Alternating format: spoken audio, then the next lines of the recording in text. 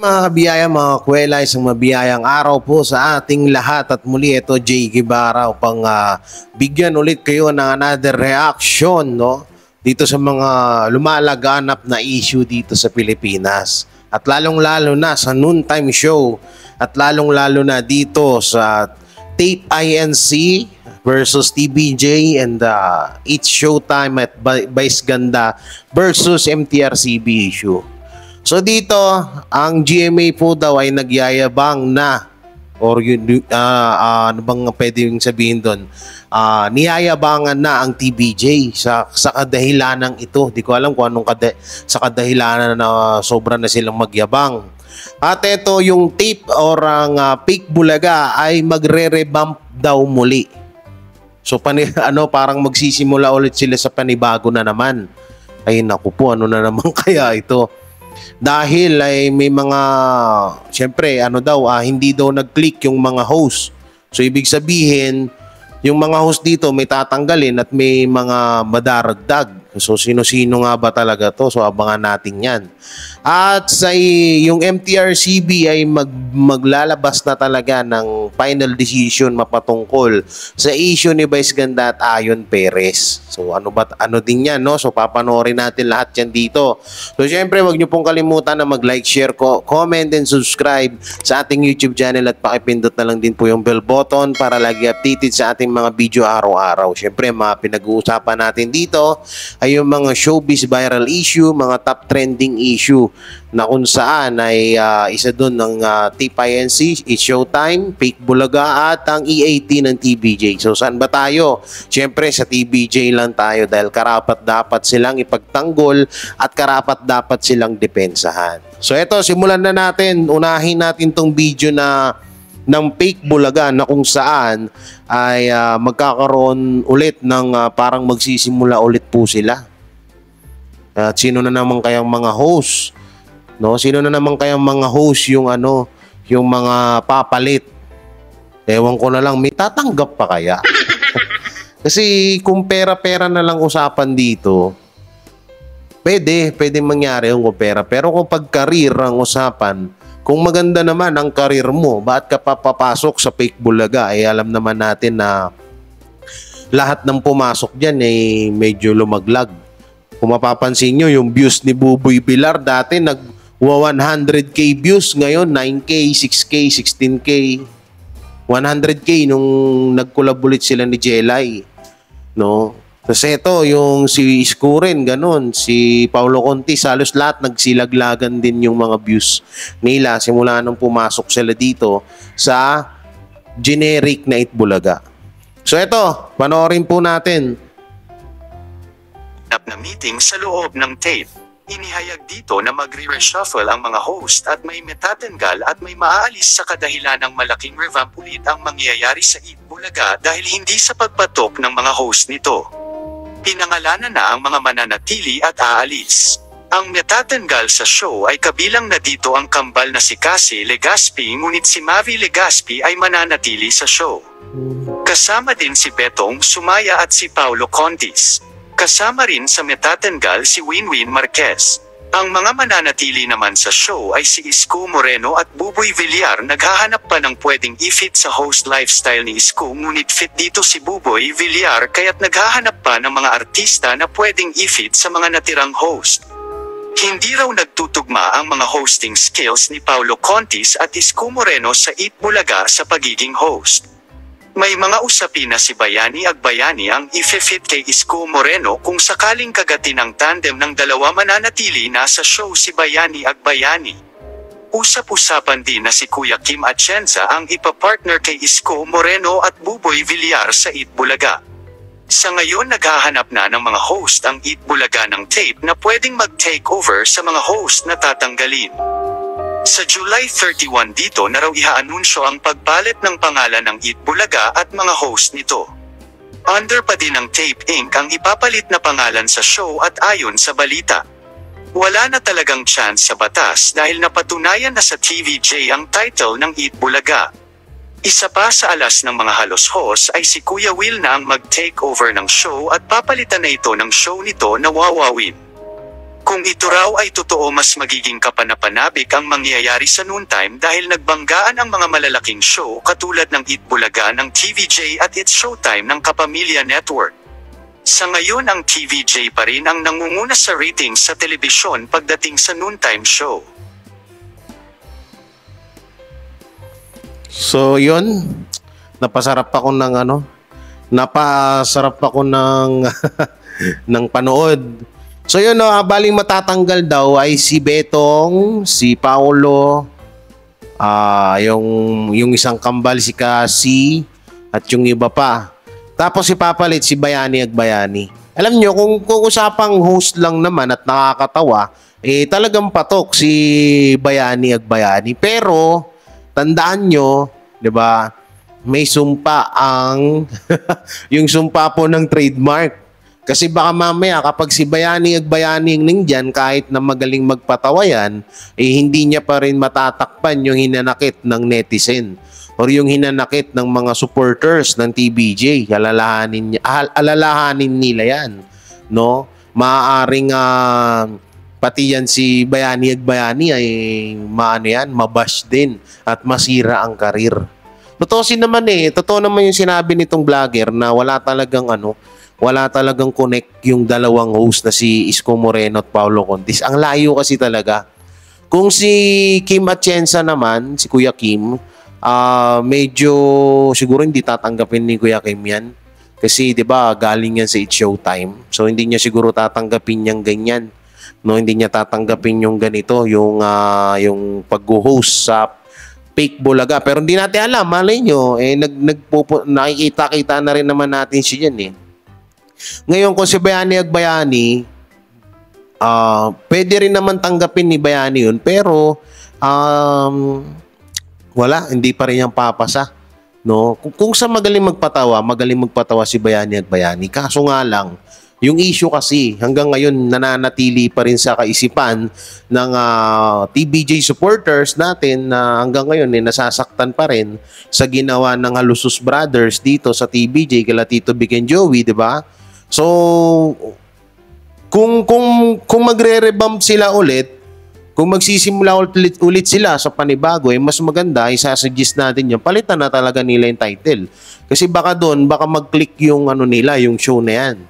Kasi kung kapag magre-revamp sila ulit, tapos ganun pa rin yung title, tapos ganyan pa rin yung mga segment, halos ginaya lang sa dating Eat Bulaga, wala. Ganun at ganun pa rin yan. Kahit anong palit nila ng host dyan, kahit anong palit nila ng host na magaling na host, kahit si Willie pa or sino pa yung ilagay nila na host dyan sa generic na Eat Bulaga, hindi pa rin tatangkiligin ng tao sa kadahilanan dahil dyan sa title. Dahil dyan sa title na Eat Bulaga.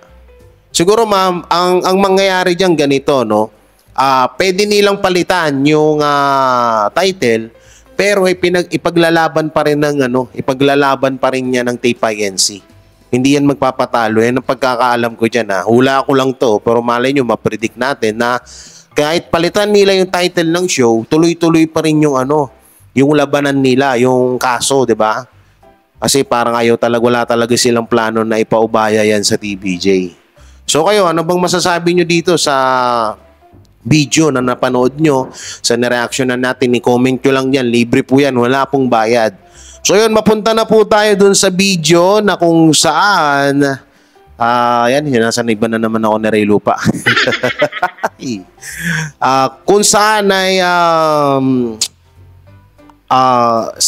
ang desisyon ng MTRCB ay eto na nga daw, mukhang inilabas na. So sana totoo tong video na to, no? Sana hindi fake, no? Sana hindi fake tong video na to. So ito po yung video na kung saan ay sinabi nga daw na naglabas na ng desisyon ng MTRCB. No? So yun, nga pala, mega love shoutout kay Ma'am Yai. Yan, shoutout sa inyo Ma'am Yai. At sa lahat ng mga defenders at mga vloggers, yan nandiyan sa description ng kanilang mga link, pakisuportahan po. No? So ito, panoorin natin. TRCB, posibleng maglabas na ng desisyon sa kaso ng It's Showtime at EAT. Narito ang buong istorya.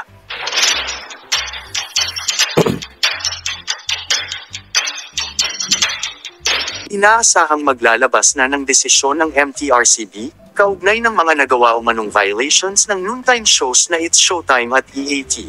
Bago matapos ang linggong ito, posibleng maglabas na ang Movie and Television Review and Classification Board or MTRCB ng desisyon sa dalawang noontime shows na ipinasama nila noong nakaraang linggo. Naunang ipinatawag ang It's Showtime dahil sa paraang pagsimot ng dalawa ng icing ng cake sa harap ng mga bata sa segment na Isip Bata. Ayon kay MTRCB Chairperson Lala Soto Antonio, hindi lang ang kaso ni Vice Ganda at Ayon Perez ang pag-uusapan, kundi pati ang iba pang nagawa umanong violations ng Kapamilya Noontime Show na nai-complain sa kanila. Noong nakaraang Lunes, August 14, 2023, ay nasama naman ang EAT dahil sa narinig na pagmumura ni Wally Bayola sa Sugod Mga Kapatid segment ng TV5. Kaagad naman itong inihingi ng paumanhin ni Wally Bayola kinabukasan. May mga kumakalat na kwentong kakasuhan daw ng MTRCB ang It's Showtime, pero wala namang inilalabas na ganoong statement ang naturang ahensya. Ayon sa ilang nakausap ng Philippine Entertainment Portal or PEP.ph, linawin ko lang po, linawin ko lang. Eto para sa pero di ko rin alam, no? Baka mali din tong sasabihin ko. Pero ang pagkakaalam ko, hindi MTRCB ang magkakaso kay Vice Ganda at kay Ayon Perez dun sa ginawa nilang issue. Ang pagkakaalam ko, ang magkakaso sa kanila ay talagang taong bayan. Oo. Gobyerno or mismong batas natin. Kasi nga, child abuse yung ginawa nila doon sa pagsubo-subo nila ng icing sa harap ng bata. So, hindi po tama yun. Ayun yung pagkakaintindi ko doon sa mga napanood natin ng mga attorney. Pero ang MTRCB kasi, ang nila dyan ay yung ipatawag or bigyan ng suspension yung show or yung production. Na yun po yung pagkakaalam ko na baka nagkakamali tayo, paki-correct na lang po ako dyan sa comment section. Yun ang pagkakaalam ko, yun ang pinakaisa sa mga kapangyarihan ng MTRCB. So yung kaso-kaso, hindi po, ang pagkakaalam ko, hindi po ata MTRCB ang nagbibigay nun. No? Kasi, halimbawa niyan, diba, napanood natin. Ang daming nakapanood ng video. So, actionan po ng batas natin yun. Kung talagang may nalabag na batas, sila Ayon Perez at Vice Ganda. So, sila po yung magpapataw ng kaso, hindi po ang MTRCB. Ang MTRCB po, yung mga ginawa nilang, katulad niyan, yung kabastusan na ginawa nila, no? So, sa television nila ginawa yun po yung actionan at ipapatawag po na MTRCB yung production at yung production mismo ang mananagot. At kung anong hatol lang ibibigay ng MTRCB, katulad yun, katulad nung dating nangyari po, no? Kung natatandaan nyo yung dating issue sa It's Showtime, mapatungkol po kay Rosana Roses, di ba? Sinuspend po sila ng 20 days. So, maaari pong maulit yun na ganun. Or, maipa-terminate ang show ng It's Showtime. Pero yung kaso-kaso, pagkakaalam ko, labas po yung MTRCB dyan, no?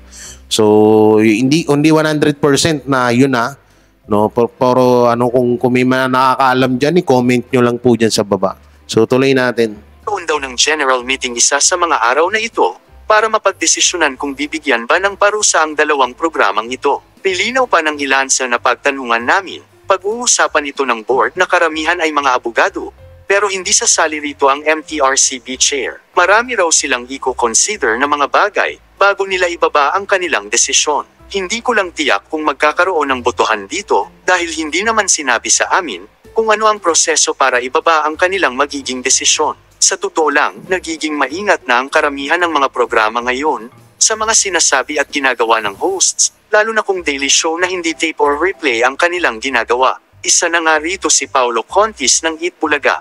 Sobrang maingat ako. Sabi ni Paulo nang nakausap namin noong August 13, 2023, sa luktas ng pelikulang Fusio Libre na pagbibidahan nila ni John Orcilla sa MavX Productions. Aminado si Paulo Contis na minsan ay mahilig siyang magbitaw ng mga green jokes, pero ngayon daw ay ingat na ingat siya. Actually, may mga jokes, like for example sa EB Happy, may mga ginagawa akong jokes na habang nire-rehearse, teka lang, sandali, huwag na lang nating gawin yan. Kahit sabihin mong para sa iyo ay wala lang yan, bakit mo pa it's a challenge yung sistema, diba? Might as well be safe, saad ng aktor at TV host. Marami naman daw jokes na safe, kaya ayaw na niyang magbakasakali para lang magpatawa. Hindi kasi, alam mo, hindi mo naman pwede sabihing uso.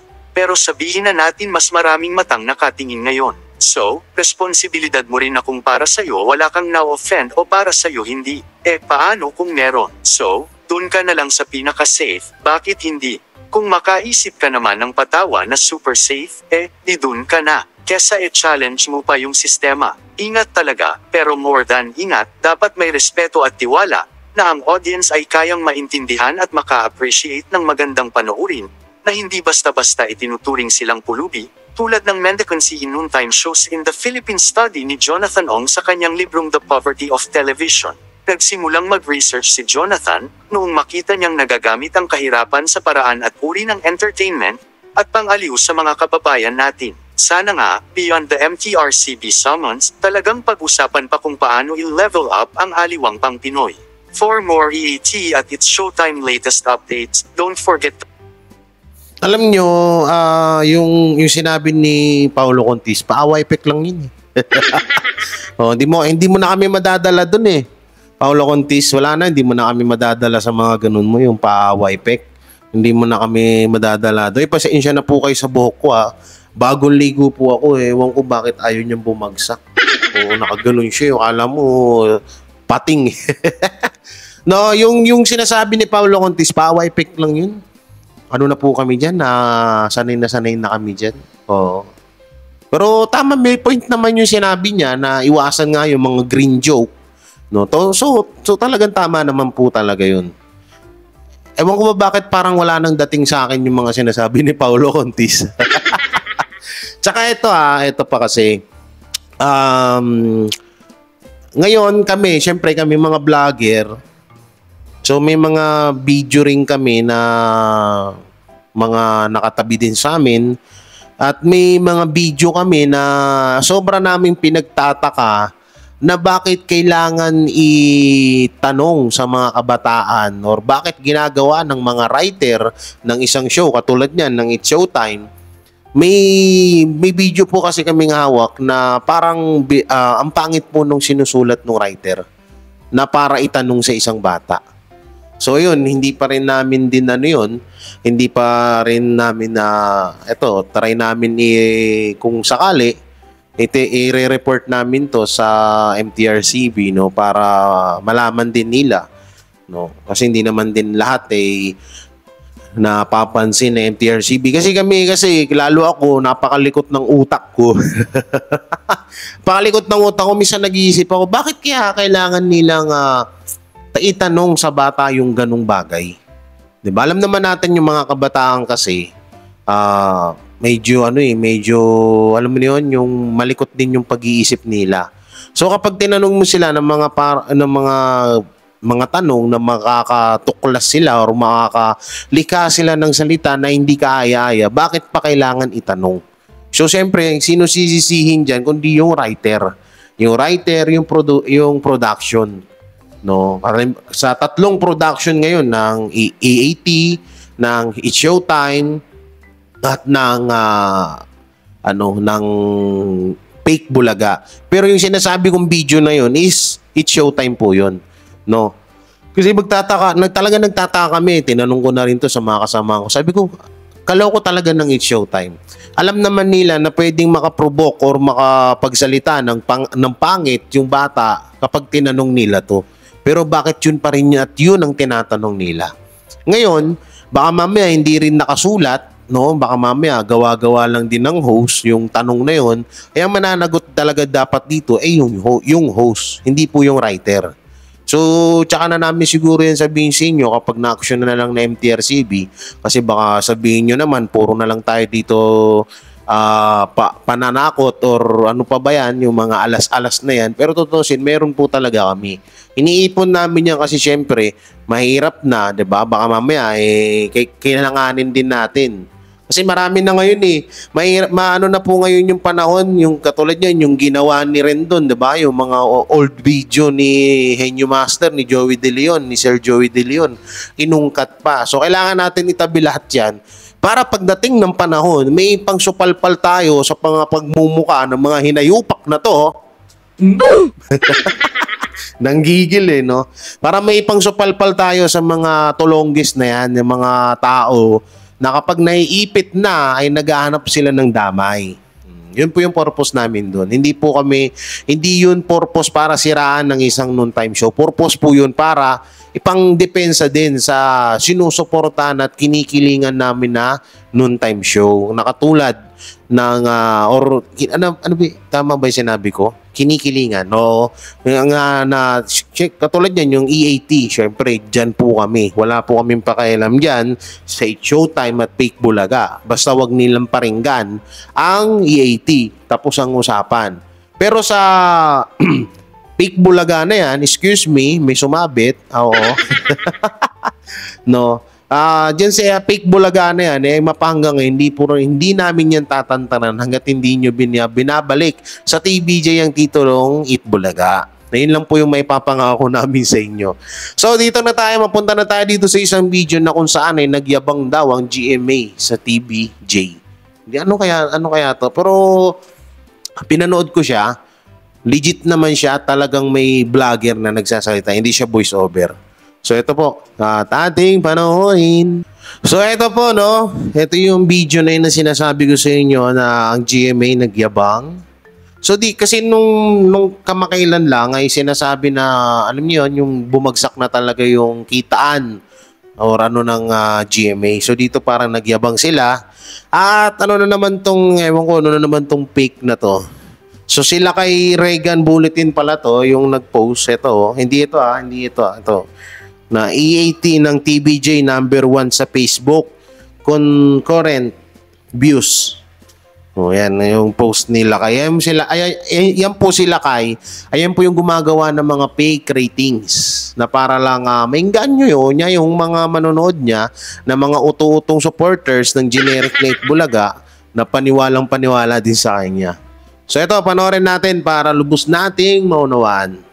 Hello mga ka-sweet and welcome back to my channel. So ang ating pag-uusapan ngayon ay ang tila pagyayabang na ng GMA7 dahil nga lumabas ang mga bali-balita, ang mga espekulasyon na nalulugi na daw ang GMA7 at mas malaki na daw ang kinikita ng ABS-CBN kumpara sa GMA7. Gayong wala nang franchise ang ABS-CBN. At ang kanilang argumento, bakit daw hindi pagkumparahin ang GMA7 sa TV5? Gayong pareho daw silang broadcasting company.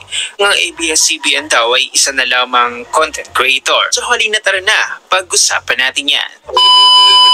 So ito mga ka-sweet, dito muna tayo sa tila ipinagayabang ng Tape Bulaga. O ito, tulad nitong Universal Robina Corporation ay isa sa mga advertiser daw ng Tape Bulaga. At ang nakasulat dito, Universal Robina Corporation is a proud advertiser of Eat Bulaga. So, anong pakialam namin yan? De, joke lang. Ano pwedeng sabihin dito? Wala naman kami pakialam dyan mas diamak na talo ng Pure Gold dyan. Bakat pang chokstugo, yan, pwede itapat dyan. Wala pa rin niya sa kalingkingan ng mga sponsor or advertise ng EAT, ang mga sponsor kuno ng Fake Bulaga. Hindi nga natin alam kung totoong sponsor ba nila yun. Hindi. Nakikita ko lang yung bingo lang palagi yung nakikita ko na nag-i-sponsor sa kanila. Ito, parang ngayon ko nga lang yan nakita. So yun, tuloy natin. Ang weird lang kasi, dapat pa bang sabihin yan? Tama. Dapat pa bang i-post yan? Tama. Noong sina Tito Vic at Joey nga, nung nasa Eat Bulaga pa sila noon sa GMA7, wala namang ganitong klaseng post na tila ipinagayabang ang kanilang mga advertiser. Pero kapag niyayabangan naman ang Tape Bulaga ng mga live views sa Facebook at sa YouTube, sasabihin ng mga pro Eat Bulaga halos host o pro Tape o pro GMA na ito tulad nito, di po nabibase sa dami ng views ang katotohanan. Alam nyo, totoo yung sinasabi nitong vlogger na to. Uy, ano yun? Ma'am, anong pangalan nitong vlogger na to? Ang galing nyo ang galing nyo magsalita. So dito nga ito kadalasan nangyayari to. To sila kay Bulletin. Ganyan yung gawain yan. Kapag ang fake bulaga ay nilalangaw ang kanilang mga ratings at views, tapos biglang magpo-post sila kay na ganyan-ganyan, hindi basihan ng views, hindi basihan. Anak ng place ka, paano hindi magiging basihan? Kaya pala, kasi walang nanonood sa inyo.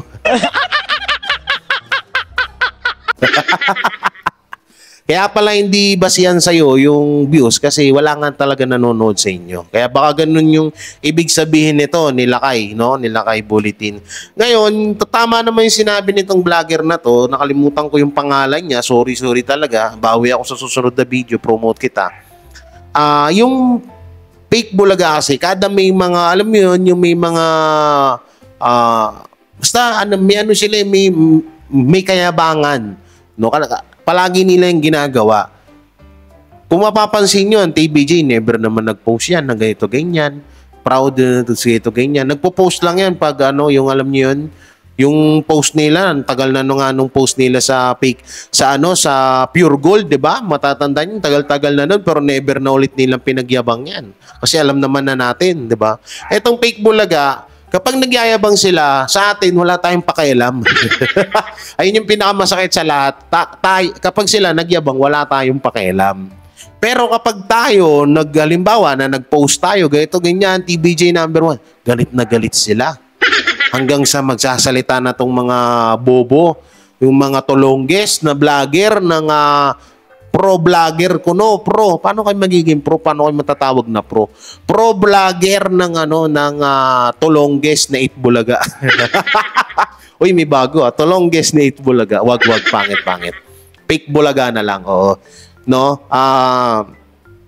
Mag-ano agad dyan, si Besh, tapos ito si Lakay. Oo, bali maglalabas ng ng mga artikulo. Ito ganyan. Tapos hanggang sa si Besh, yung isang vlogger ng fake bulaga, si paimbestiga yan, Imbestigahan po natin ang mga nangyayari. Ganun magsalita. Ito naman sila kay si Pose. Si Pose yan ganyan. Hindi daw basihan. Talagang hindi basihan ng views. Kasi alam mo kung bakit. Paano kayo babase sa views? Wala nga kayong views. Boom! Paano magiging basihan nga naman yung views? Tama nga naman yung sinabi nila kay di po nabibase sa dami ng views ang katotohanan. Ibig sabihin, ang katotohanan na wala nga sila talagang views, paano nga naman talaga sila magbe-base doon? Ay, nako. Tama nga naman. Paano nga naman sila magbe-base? Ikaw naman, kuya, paano nga naman magbe-base yung fake bulaga? Ginigigil mo ko magsalita ka. Kinausap So, talay natin. Tapos, ito pa ang sabi ng isang pro-GMA na Lakay Regan Bulletin. Ang sabi, EAT ng TVJ, number 1 sa Facebook concurrent views. Nakakasiguro ba na authentic at organic views ang online views? So dito, sinabi nila kay EAT ng TVJ number 1 sa Facebook current views. Nakakasiguro ba na authentic at organic views ang online views? Sira ulo ka ba? Kung di ka naman sandamakmak, tolonggis talaga to sila kayo, nanggigigil na naman ako sa'yo. Ganda-ganda ng araw ko, sinisira mo. Buisit ka. Ang kati ng likod ko. Hindi kasi, bakit parang duda ka? May kasabihan nga ang mga matatanda na ang sinungaling ay kapatid ng magnanakaw. At may mga kasabihan din ulit na kapag ang tao ay sandamakmak na katulonggisan sa utak, tulonggis talaga yan. Di joke lang. Ito, takot sila sa sarili nilang multo. Alam nyo kasi alam nyo yung fake bulaga? Ito mapapansin nyo lang Magtataka kayo nung mga nakaraang live nila. Nagulat din ako ba't sila umabot ng 1K. First time ever po sa Facebook page na umabot po sila ng 1,000 views. Ang tagal na po nung naka 1,000 sila nun, yung July 1 pa po yun. Oo. So, nung kailan lang umabot po ng 1,000. Kaya nagyayabang tong mga siraulo at mga tulongges na mga vlogger, pro-vlogger ng generic na Itbulaga. Ng tulongges na Itbulaga. O ayaw nyo kayong tawagin, di ba? O ito ayaw nyong tawagin kayong fake bulaga. O ito po, tulongges na Itbulaga. Yan. Yan.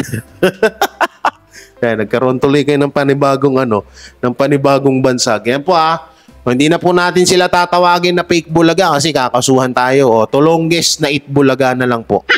O, tulongges na bulaga or Itbulaga.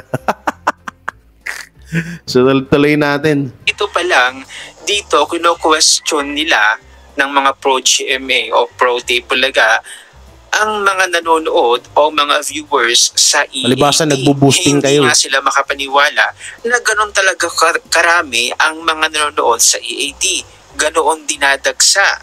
Heto, tingnan nyo ang post nila. At tingnan nyo ang post nila ng kanilang pagkakagawa o pagkaka-edit ng kanilang photo kung saan ipinapaskil nila itong mga ratings nila. So, individually, ang Itbulaga nakakuha ng 3.82%. Ang It's Showtime ay 3.52%. Ang Itbulaga, tingnan nyo kung gaano nila iniliit yung font size ng pagkakasulat ng numbers. Alam nyo yung ganyan, ito yung gawain po ito nila kay Bulletin. No, kahit na minsan nga, buti nga kamo yan, hindi niya inedit yung ratings na yan. May, ito lang pinagtataka ko, may kaso po ba sa ganun? Pakitanong nga po. Minsan kapag magtatanong nga ako sa attorney kung may kaso yung gano'n na parang dinadaya yung ratings. Kasi pwedeng makasuhan tong mga vlogger ng fake bulaga kasi palagi ho nilang ginagawa yan eh. Nag-ine-edit po nila yung ratings po at lagi nilang binibida or na number 1 ang generic na Itbulaga. Ang tulongges na Itbulaga, no? So dito mapapansin nyo, tama to sinasabi ng vlogger na yung pinaka tingnan nyo, mapapansin nyo, ang liit po nung ratings ng EAT. Pero mas mataas po dito ang EAT kasi ang EAT ay may ratings na 4.39%, sa It's Showtime is 3.52% at sa tulongges na Itbulaga 3.82%, pero nililitan po nila. Pero wala naman na ng kaso dun. Ang akin lang, nung nakaraan kasi, may kita nyo dyan sa community ko, pinost ko yon na inedit po nila kay Bulletin yung ratings. Ang ginawa niya po is ni-number 1 niya po ang tulongges na Itbulaga or ang generic na Itbulaga. Yun po, no?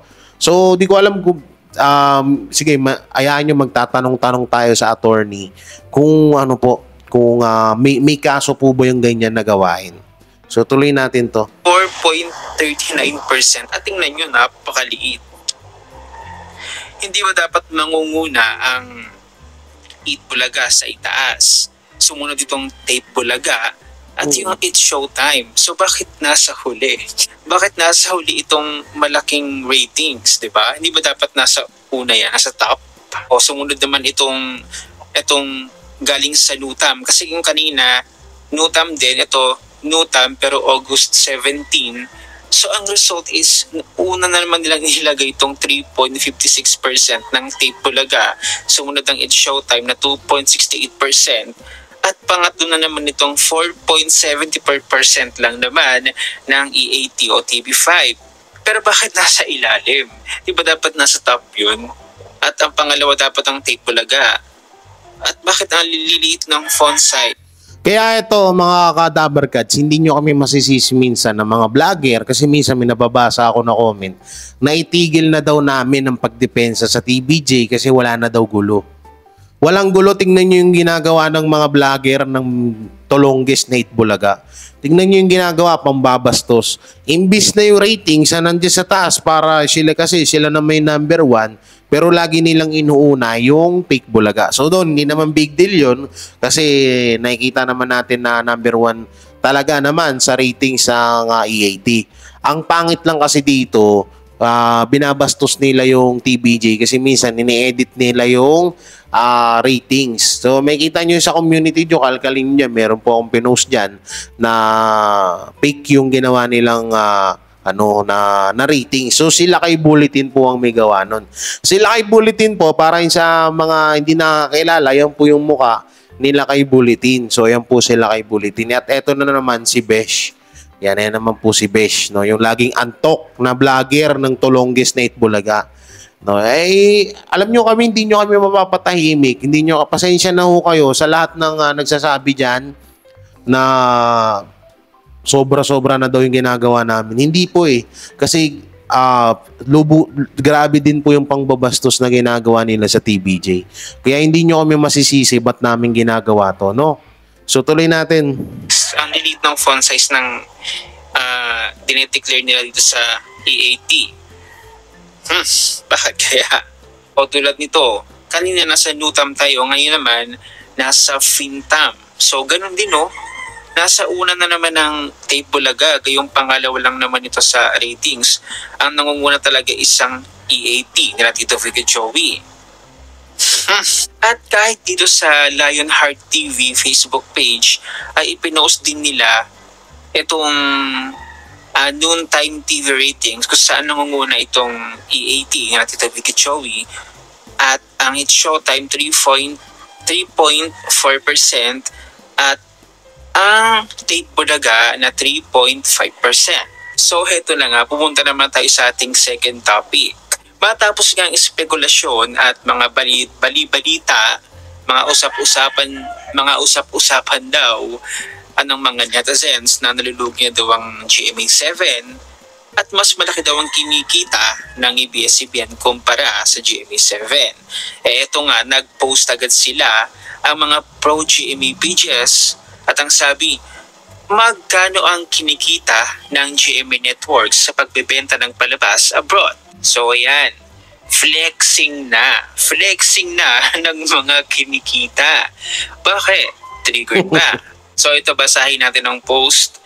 Maliban sa advertising, isa sa pinagkukunan ng revenue ng GMA Network ang distribution and content provisioning o ang pagbebenta ng mga content sa mga TV networks abroad o mga over-the-top or OTT platforms gaya ng Netflix at Viu. So ito, basahin pa natin. Sa kabuuang 8.46 billion pesos na revenue ng GMA Network para sa unang 6 buwan ng 2023, 0.68% lang nito o 57.28 million pesos ang galing sa distribution and content provisioning revenue. Ito pa, mas malaki daw ito kung ikukumpara sa 17.83 million pesos na revenue ng GMA sa unang 6 na buwan ng 2022. Well, sa pagbebenta yan ng palabas abroad, yun yung kiniklaim nyo. Pero in some terms nga, meron ding malaki talaga ang kinita o mas malaki talaga ang kinita ng ABS-CBN kumpara sa GMA. At ito nga, hindi pa nakontento ang mga pro-GMA pages at ang sabi dito, hello bilyonaryo, sana GMA Network at TV5 ang paghambingin mo. Ang sabi pa, hello bilyonaryo, paghambingin mo ang TV5 at GMA Network kasi parehas sila as broadcasting company. Tanga ata. Ang tanga talaga. Sorry. Tolongges talaga tong mga mga pro vlogger or pro site ng GMA. This promise. Ang issue is ABS-CBN at GMA. Bakit mo ipagkukumpara ang TVJ sa GMA? Ang TV5 sa GMA, sorry. Bakit yun yung pinagpipilitan nyo na ipagkumpara? Tsaka ito pa, naging proud pa talaga kayo na nagbebenta kayo ng palabas sa ibang bansa. Ibig sabihin lang, mas ayaw kayong panoorin ng mga kababayan nyo rito sa Pilipinas. Eh kung sa ibang bansa, iilan lang naman yung Pilipino doon, iilan lang yung ang mga kababayan natin doon. Eh nandito lahat sa Pilipinas. Siyempre nandito Pilipinas, nandito yung mga kababayan natin. So yung pa yung pinagyabang nyo. Alam nyo minsan kahihiyan na yung ginagawa nyo para sa hindi na pagsuportahan sa GMA. Kasiraan na sa GMA yung ginagawa nyo. Pero nyo, naging proud kayo na nagbibenta kayo ng palabas nyo sa ibang bansa.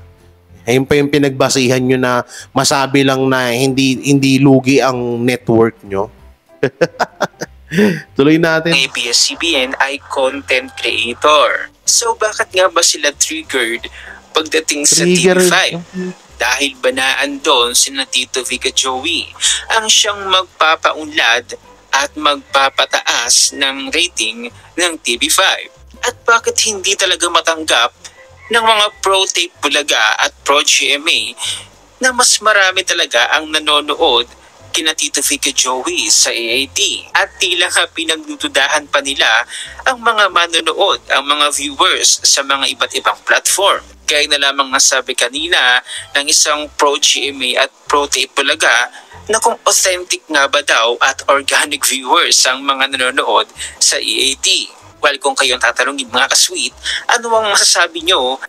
Alam nyo, kaya nila yung sinasabi kasi sila kasi nagbo-boosting. Paano ko masasabi na nagbo-boosting sila? Pumunta kayo sa page ng Tape INC, pero huwag nyo ipapalo Ulitin ko, pumunta kayo sa page ng Tape INC.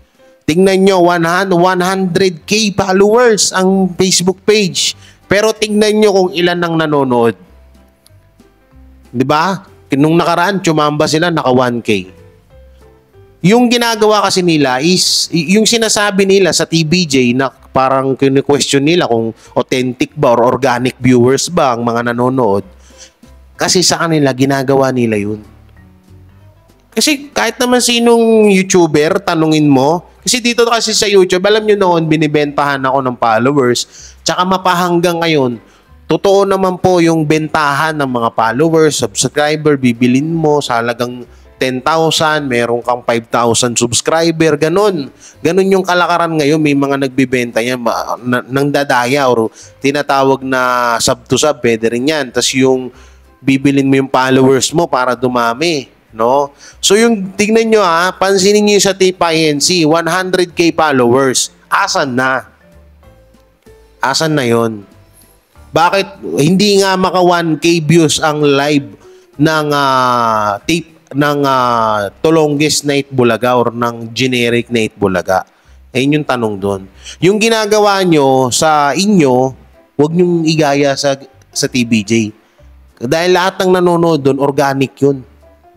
Halos hindi mo nga mabasa yung comment Kasi ito, pansinin nyo Pag may nakita po kayo ng isa or may channel or page na ang dami pong viewers pero wala masyadong nagko-comment, isa lang po ibig sabihin yan, nagbo-boosting po sila or nagnadaya. Ibig sabihin, mga robot lang po yun at display lang po yun yung mga tao na kung ilan ang nanonood. Yun po yan. Para sa kalaman nyo, bilang content creator, alam ko po yung mga ganyan. Kahit nga ngayon yung tong channel ko o yung ikaw na nanonood ka, gusto mo bukas gawin kitang 5,000 subscriber. Hindi, marami talaga yan. Marami talaga yan gumagawa ng ganyan na bumibili sila or nagbo-boost, no? Maraming ganyan Kasi minsan magtataka ka, daming viewers, walang nagko-comment. Hindi katulad sa TV5, sa TBJ, na ang daming viewers, pero ang dami ding comment. Ayun po talaga yung legit talaga yun. Oo. Legit na legit yung ganun. Tsaka ito pa, kadalasan sa mga nagbo-boost, mahina po talaga ang impact ng viewers or kasi kapag panay-panay ka views or panay-panay ka boosting sa channel mo, wala pong magandang impact yan. Kasi magtataka, ulitin ko po bakit 100k followers ang Tape INC at bakit 800 lang ang nanonood? Kung minsan 400, 300, bakit ganun? O, kayo na po mag-isip. O, baka sabihin nyo kasi, masyado ko ng ano eh. O, di ba? So yun no, hanggang dito na lang tong video natin. Anong masasabi nyo sa pinanood natin video? Pero ang galing nitong vlogger na to. Nakalimutan ko yung pangalan. Ituloy natin na promote. So kayo, ano bang masasabi nyo? No? Grabe na talaga ginagawa ng ano no, ng kalaban no. Tapos ngayon iyak-iyak kayo kung ayaw na pag tinira-tira namin kayo dito. Mag-iiyakan kayo na kayo ganyan, sumusobra na kami, ito ganyan. Bakit yung ginagawa nyo, hindi ba pang babastos yan sa TBJ? Ayun yung palang mabastos, huwag din kayong mangbastos. Ha? Para sa kaalaman nyo lang. So yun, hanggang dito na lang itong video natin. Maraming salamat mga Dabarkad sa patuloy na pagsuporta nyo kay Jay Guevara TV, isang defenders, reactor ng TBJ. No, so, ito lang may papangako ko. Ito, dapat sasabihin ko po ito sa harap mismo ng TBJ kung nagkataon po na napahawak tayo ng mic nung nakapanood po tayo sa 80 kaso hindi nga po no. So ano na po talaga to na sasabihin ko sana sa kanila na kahit ano mang dumaan na sakuna at saan man sila dalhin ng tadhana, susuporta at dedepensahan pa rin namin sila at hindi magbabago yun. Dahil ganun po kami no, nasimulan namin to, tatapusin namin to. At tatapusin namin to, nakasama pa rin namin ang TBJ at hindi magbabago yung pagmamahal namin sa Dabarkads. No, yun po. So yun, maraming salamat and don't forget to like, share, comment, and subscribe sa ating YouTube channel at pakipindot na lang po yung bell button para lagi updated sa ating mga video araw-araw. So ingat po kayo palagi and God bless and peace. Bye-bye. Shout out mga tulongges.